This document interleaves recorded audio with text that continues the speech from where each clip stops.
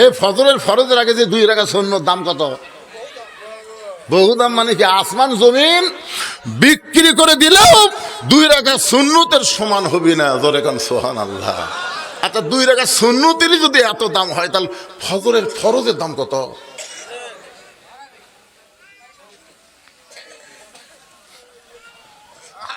আরে একটু মনোযোগ দর্শনে ঢাকার 2 রাকাত সুন্নত নামাজ পড়ে চুপটি করে বসে আছে।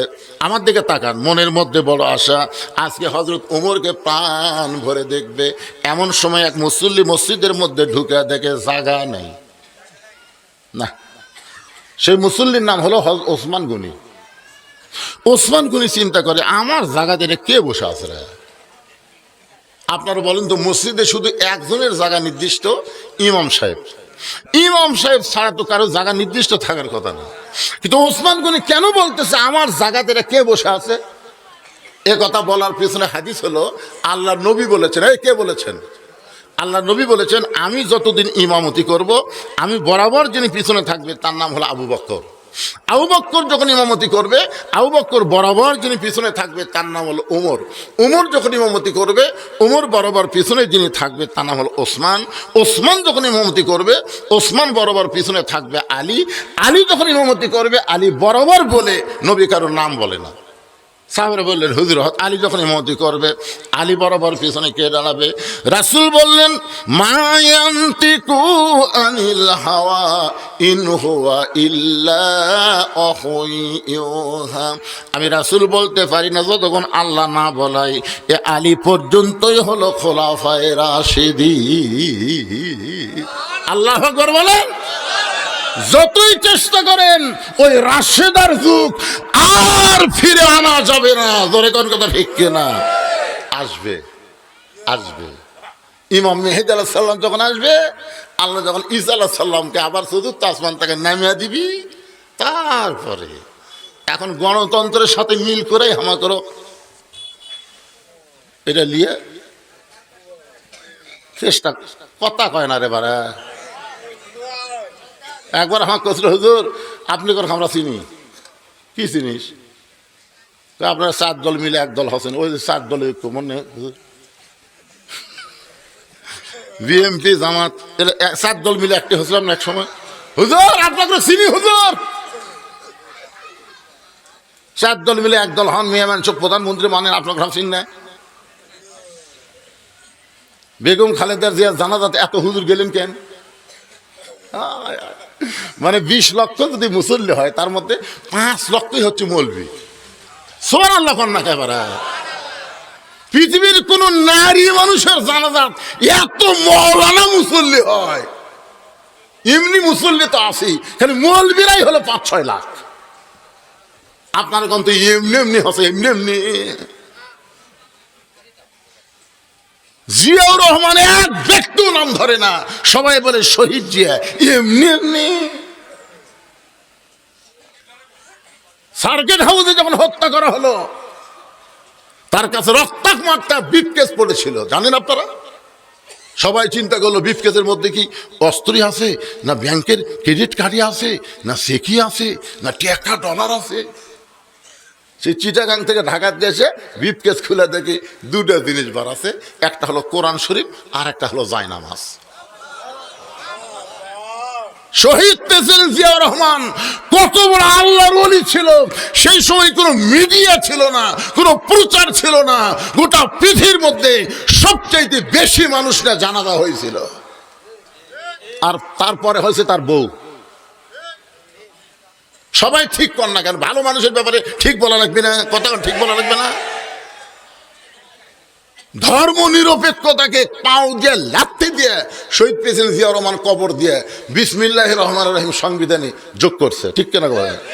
ইসলামী মূল্যবোধের সরকার, বহু দলীয় গণতন্ত্র, সব দলকে নিয়ে বাংলাদেশ চালানোর চেষ্টা করছে। আর এখন বিএনপিরা মনে করছে যে আমরা একলাই। কি মনে আছে আমার, এটা 13 সাল কি 14 সালে হবে। আমি ওই সিরাজগঞ্জের রোডে আমি এসে, আমার বউ মোবাইল করতেছে, হঠাৎ এই বইয়ের মোবাইল, এত রাত্রে, রাত তখন 2:30 বাজে। তাই বললাম কে গো, কি হয়েছে? আপনি কোথায়? আইলাম সিরাজগঞ্জের রোডে 2 কেজি চমচম কিনছি, যাচ্ছি বাড়ি। আসেন না। আসেন না। এশার নামাজের পর থেকে পুলিশ কিন্তু বাড়ি ঘিরে আছে, আপনি আসেন না। আমি কইলাম কে রে, 2 কেজি মিষ্টিও কিনল, এখন বাড়িতে যাওয়ার দিবি না, কিউটি যাই না। শ্বশুরও কল করলাম, সালাম, শ্বশুর বলছে কে বাবা এত রাত্রে? আমি বললাম আপনার বাসাতে একটু যাওয়ার চাই। তো তোমার বাসা? আমি একটু পুলিশ টুলিশ ঘুরতেছে বলে। না না না না না, আসো না বাবা, তাহলে গন্ধ পালে পুলিশ এটিও আসবি। বিশ্বাস করেন, আমার বন্ধু বান্ধব যত ছিল সব জায়গায় কল করলাম, এক ঘনও রাজি হলো না। শেষ পর্যন্ত গাড়ি 2 কিলো দূরে থুয়ে এক জঙ্গলের মধ্যে কেমন সুদ পেরে যায় দেখি 2 জন বিএমপি শুতে আসা। আমার কাছে হুজুর আপনি? ভাই আমার এই অবস্থায় আসেন, আমাদের মধ্যে আসে। বিশ্বাস করেন, 2 দিকে 2 বিএমপি, মাঝখানে জামাত, 3 জন মিলা কাতার কর্ম। কি মিল রে আমাকে, কি মিল? হ্যাঁ, আরে এখন কি হলো?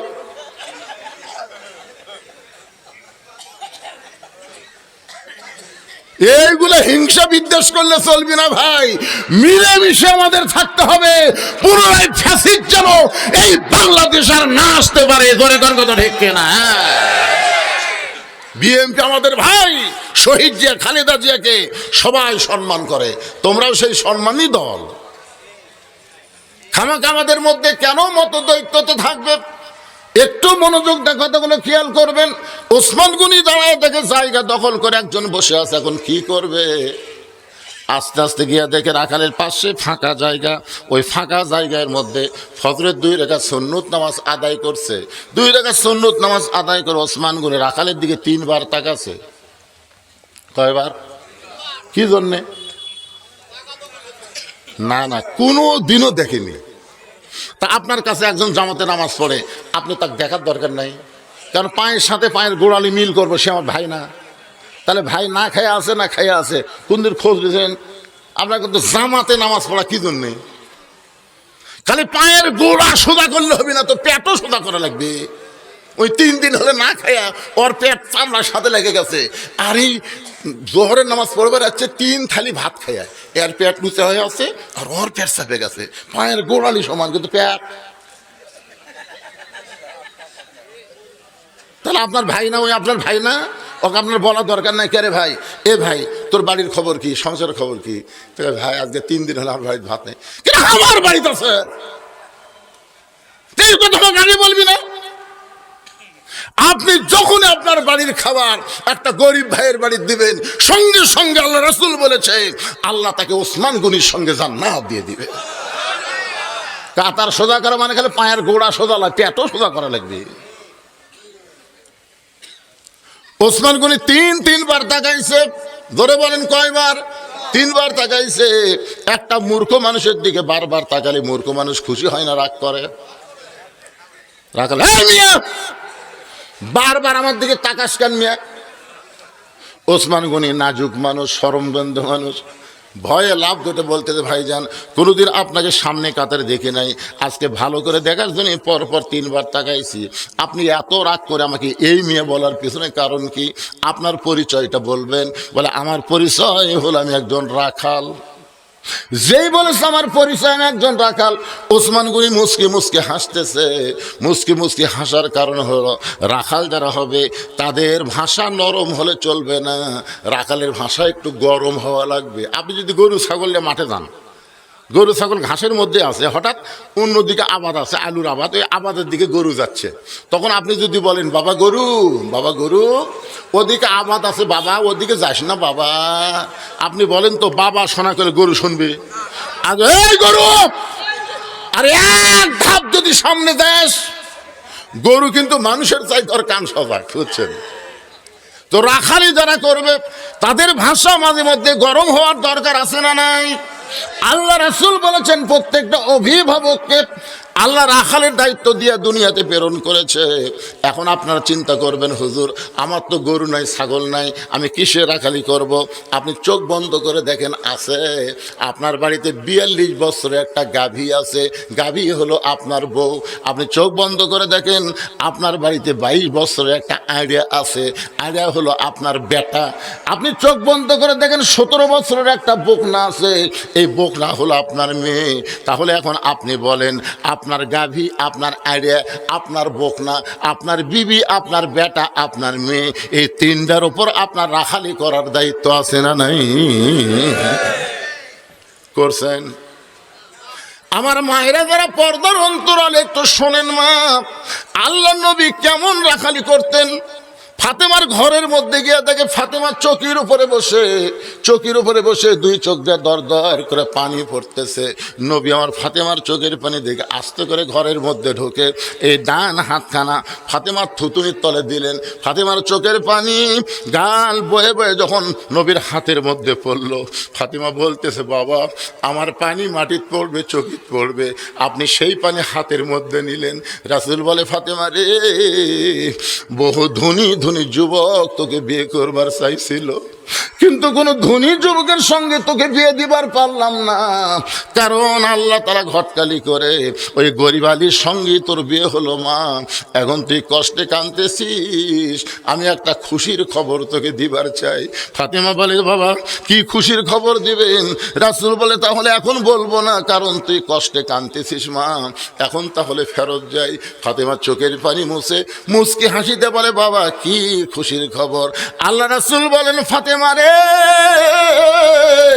আল্লাহ তাআলা তোমাকে খাতুনে জান্নাত ফাতেমা তো জোহরা জান্নাতি নারীদের নেত্রী বানাইছে। সঙ্গে সঙ্গে ফাতেমা বলে, বাবা শুধুমাত্র এই কষ্টের সংসার করার কারণে, এ না খেয়ে থাকার কারণে আল্লাহ আমাকে এত বড় ডিগ্রি দিয়েছে। রাসূল বলে, ফাতেমা রে, নামাজের জন্য নয়, রোজার জন্য নয়, এই কষ্ট করা জীবনের জন্য নয়, আল্লাহ তোমাকে খাতুনে জান্নাত ডিগ্রি দিয়েছে শুধুমাত্র পর্দানিশী হওয়ার কারণে। ও ফাতেমা, তোমার পর্দা আল্লাহ এমনভাবে কবুল করেছে, যে কবুল করার কারণে আল্লাহ তোমাকে পর্দানিশী হিসাবে খাতুনে জান্নাত ডিগ্রি দিয়েছে। আমার মায়েরা যারা পর্দার অন্তরে আছেন গো মা, আপনারা যদি ফাতেমার সিগনেচারে জান্নাতে যাবার চান, তাহলে আপনাদের 1 নম্বর আমল হলো অকরনা ফি বুয়ুতিকুন্না ওয়ালা তাবাররাজনা তাবাররুজাল জাহিলিয়াতিল উলা। আল্লাহু আকবার। আচ্ছা, আপনাদের এই গ্রামে ভূতনি ছড়া গ্রামের মেয়েরা কি মাথার চুল বেচা খায়? এই সাইড থেকে না কি করলো রে, ভোটে পরাজিত হলো। একজন কছে না, এদিক থেকে 10 জন বলছে খায়। কে বাবা চাচা? আচ্ছা আসেন। একবারে 3 চাচা উঠলো রে। না, চুল বেচে খাওয়ার কথা শুনে কি আপনাদের মন খারাপ হলো?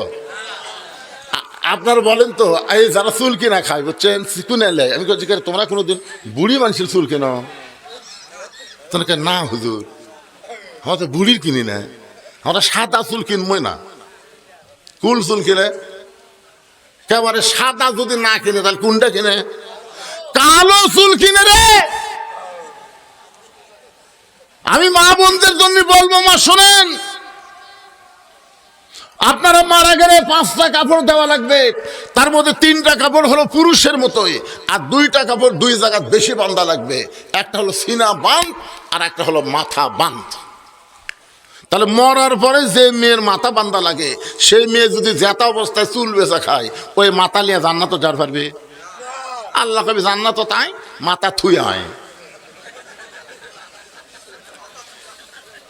এই জন্য আমার মা বোনদের জন্য বলতেছে, মা মনোযোগ দিয়ে শোনেন, যা করছেন আজ থেকে তওবা করেন, আর কোনোদিন মাথার চুল বিক্রি করবেন না। মেয়ে মানুষের মাথার চুল কেবলমাত্র একজন ব্যক্তি লাড়তে পারবে, ওই ব্যক্তি হলো তার স্বামী ছাড়া অন্য কেউ হাত দেওয়ার স্পর্শ করতে পারবে না। এখন চলে আসেন, ওসমান গনি বলতেছে, ভাইজান ও ভাইজান, তোমাকে কোনোদিন সামনে কাতারে দেখি নাই, আজকে প্রথম দেখতেছি ভাইজান।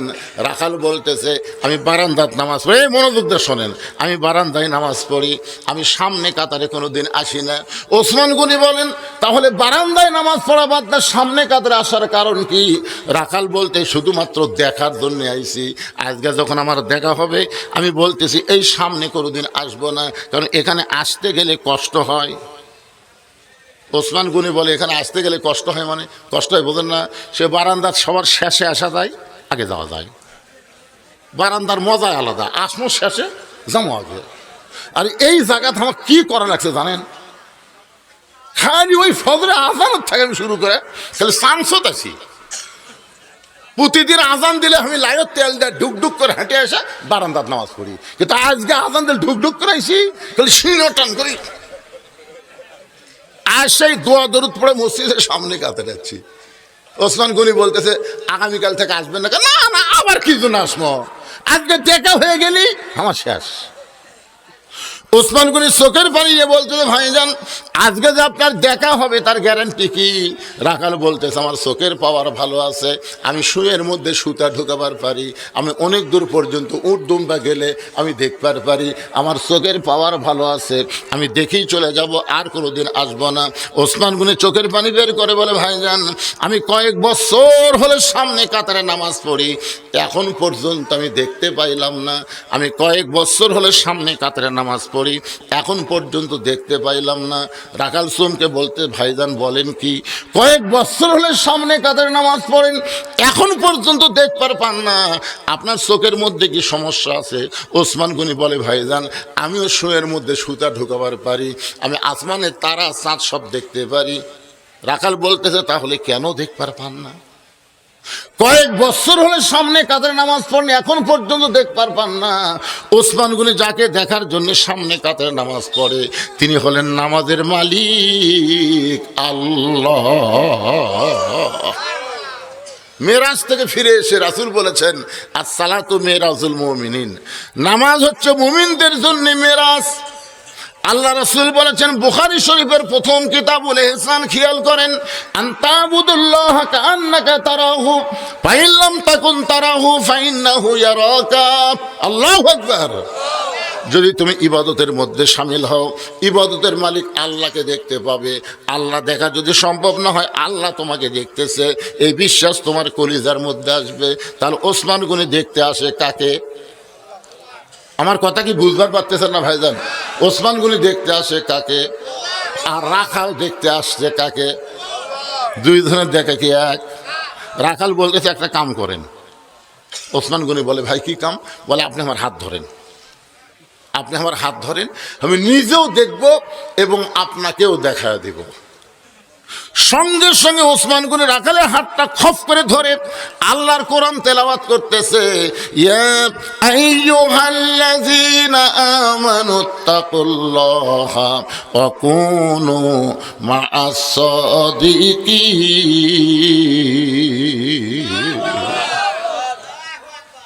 আমার কথা কি আপনারা বুঝতেছেন না? এই সামনে যে ফাঁকা হলো কেন? এত পেশাব লাগবে কেন? এই কোরআন কি তুই এমন কোনো কিতাব?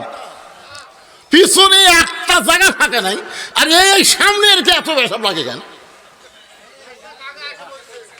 অনুনাজ্জিলু মিনাল কুরআনি মা হুয়া শিফাউ ওয়া রাহমাতুল লিল মুমিনিন।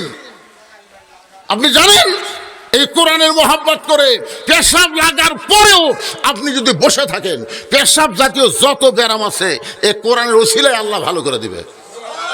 আপনার কি মনে করেন কোরআনের ক্ষমতা নাই? কি কথা রে বারে, এই একটু জায়গা বদল করেন তো আপনারা। ওই আশাদান উঠে আর চান্স না পায়, ওই সাইড মারুক। আসেন বাবা আসেন।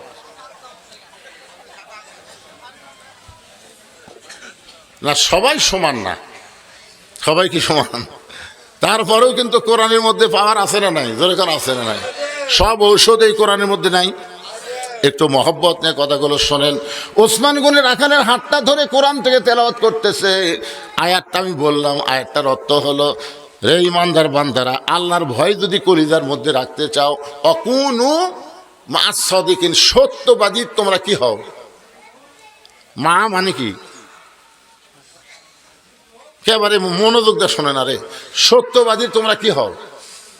সাথী হও, সত্যবাদীর দল করো। সত্যবাদীরা যে কাজ করে তোমরা সেই কাম করো। বর্তমানে বাংলাদেশে বহু দল আছে, সত্যবাদীর দল কোনটা এটা বোঝা লাগবে না। অকুনু মা'আস সাদিকিন, তোমরা সত্যবাদীদের সাথী হও। সাথী হওয়া মানে কি? ফাঁকে ফাঁকে থাকা না কাছে থাকা? তো সাথী কিভাবে হচ্ছেন আপনারা? একটু মনোযোগ দেন। আর বেশি আমি বলতে পারলাম না, বুঝলে বুঝপাতা, না বুঝলে তেজপাতা, আমার অসুবিধা নেই। আলাইনা ইল্লাল বালাগ, যদ্দূর পারলাম তদ্দূর আপনাদের বুঝাই দিলাম। ওসমান গনি রাখালের হাতটা ধরে আছে। কিছুক্ষণ পরে জামাতের সময়, ফজরের জামাতের যখন সময় হয়েছে, তখন মুয়াজ্জিন দাঁড়ায় যখন আকামত শুরু করেছে, মুয়াজ্জিন যখন আকামত শুরু করেছে, সমস্ত মুসল্লি তখন দাঁড়াইছে। ওসমান গনি রাখালের হাতটা ধরে দাঁড়িয়ে আছে। আর এমন সময় হযরত ওমর মেহরাবের মধ্যে ঢুকতেছে। আপনারা বলেন তো, হযরত ওমর মেহরাবের মধ্যে ঢুকলো কোন দিক দিয়ে? কোরআন দিয়ে যখন রাষ্ট্র চলবে, তখন ইমাম মানে খালি ইমাম না, ইমাম মানে একজন নেতা। ওই মসজিদের দরজা দিয়ে যদি ইমাম মেহরাব পর্যন্ত আসবার চায়, ইমাম বাচ্চা দিবে? কি জন্য দিবি না? আপনারা বলেন তো, মিজানুর রহমান আজারি ওয়াজ বাদ দিল কেন?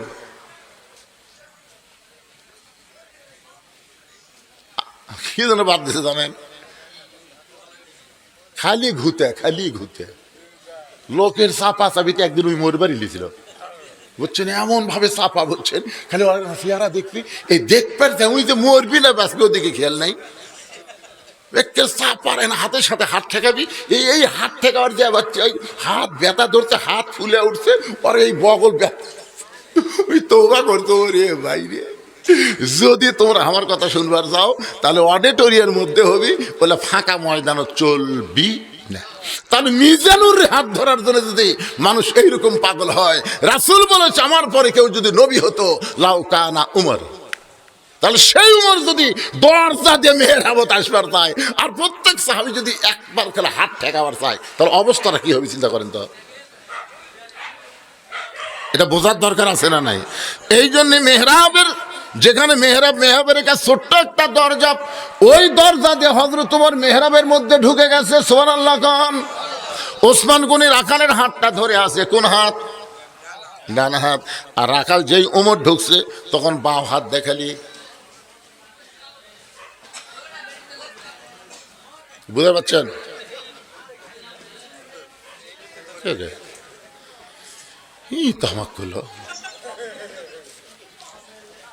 তমাক করলো যদি উমরক দেখবার চাও, তাহলে সামনে কাতারত যাও। তা আমি উমরক দেখবার আসে, কি তো মেহরাবের মধ্যে দেখতেছি। ওসমান গনি তো ধরে আছে, বুঝলেন, দেখার জন্য। কিন্তু এই খালি লোক লড়াচ্ছার চিন্তা করতেছে। মুয়াজ্জিন যখন বলেছেন কদ কামাতিস সালাহ, কদ কামাতিস সালাহ, সঙ্গে সঙ্গে রাখাল আল্লাহু আকবার। রাখাল যেই বলেছে আল্লাহু আকবার, ওসমান গনি রাখালের হাতটা ছাড়া দিস। এতক্ষণ কি ধরে আছিল? হাতটা ছাড়া দিয়ে বলতে দে, ভাইজান, ইমাম সাহেব যদি ভুল করে, তাহলে মুসল্লি লোকমা দেয়। এখন পর্যন্ত আকামতি শেষ হয়